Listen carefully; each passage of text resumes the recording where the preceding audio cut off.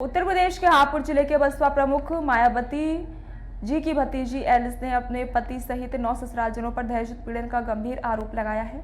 Court के आदेश पर हापुड़ कोतवाली में पति, सास, ससुर, जेठ, जेठानी, ननद और मौसा समेत 7 लोगों के खिलाफ एफआईआर दर्ज की गई है। पीड़ित की सास हापुड़ नगर पालिका की चेयरमैन है, जिन्होंने बसपा में चुनाव लड़ा था। एफआईआर के अनुसार ससुराल वालों ने मायावती के प्रभाव का हवाला देते हुए एलिस से 50 लाख रुपए के फ्लैट लाने का दबाव बनाया। मना करने पर उसके साथ मारपीट, गाली गलौज, जान से मारने की धमकी दी गई। पीड़िता ने कहा कि यदि उसकी बात किसी की शिकायत की तो उसके गंभीर परिणाम भुगतने होंगे। साथ ही उसने आरोप लगाया कि उसका पति नामर्द है। यह बात पूरे ससुराल को ज्ञात है और इससे वैवाहिक जीवन उसका बर्बाद हो गया है। मायावती जी के भाई नरेश हैं, उनकी लड़की एलिस की शादी, जो वर्तमान में चेयरमैन है हापुड़ में, उसके पति श्रीपाल के लड़के विशाल के साथ हुई थी।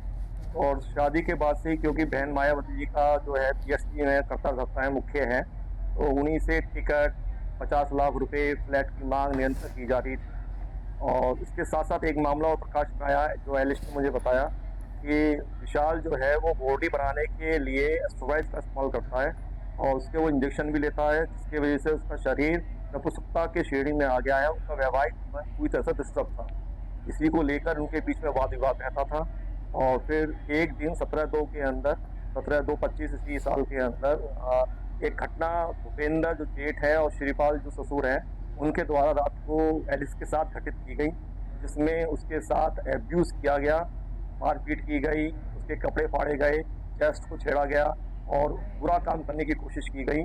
उसने किसी तरह अपने आप को बचाया और उसके बाद उसके माँ बाप जो नरेश हैं और उनकी जो धर्मपत्नी है और हापुड़ में ही रहने वाले हैं मुकेश बाबूगढ़ छावनी में, वो किसी तरह उसको ले गए। तभी से वो निरंतर